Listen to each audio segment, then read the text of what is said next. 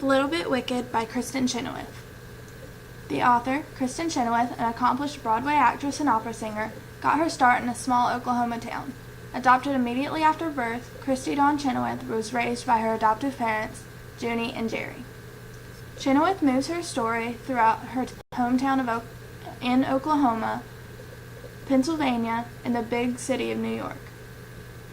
In her book, Chenoweth gives an account of her journey and fight to make it on the big stage. Chenoweth describes how, despite her many hardships and setbacks, her faith in the Lord, her faith in her friends and family, and her faith in herself allowed her to persevere in order to achieve her dreams and become an actress on Broadway.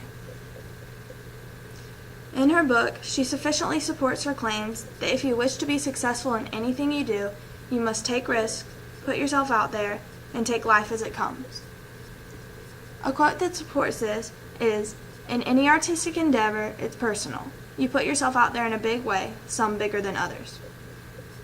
Another quote she uses to support this is "Labor omnia vinci." Labor conquers all things. Chenoweth wrote A Little Bit Wicked to help motivate her readers to follow their dreams just as she did.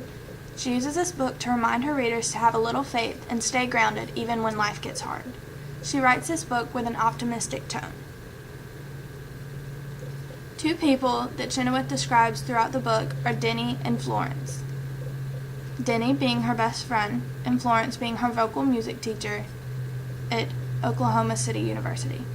Throughout the book, Chenoweth talks about her most trusted companion, Denny. An accomplished actor and musician as well, Denny was constantly traveling from auditions to award shows with Kristen, playing a huge supporting role in her life. Another person that helped a great deal in ensuring the author's success was Florence Birdwell. Birdwell was Chenoweth's vocal music coach at Oklahoma City University and changed Kristen's life tremendously. Birdwell never once let Kristen give up on her dreams and always pushed her out of her comfort zone. Throughout the book, Chenoweth uses a great deal of sensory language.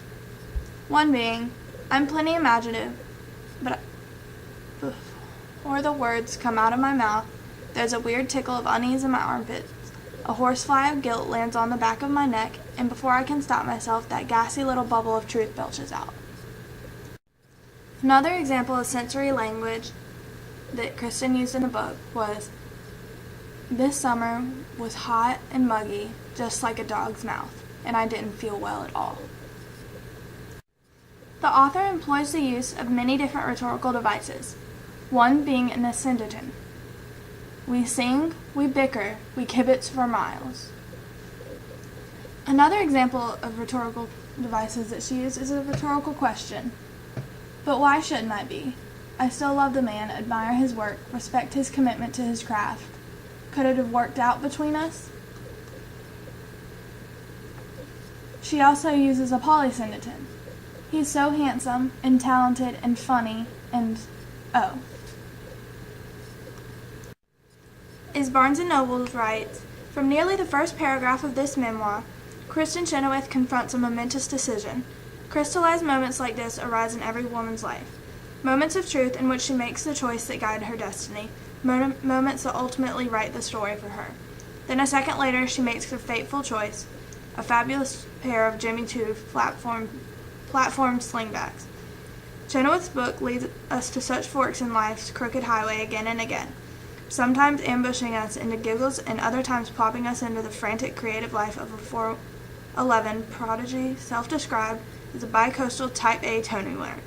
The former star of Wicked and West Wing holds our attention with more than catchy stories. A Little Bit Wicked is one of the best written celebrity memoirs in recent years. The Kirkus Review writes, "Most frustrating to all theater buffs, Chenoweth only offers a sketchy account of Wicked's famously bumpy road to Broadway.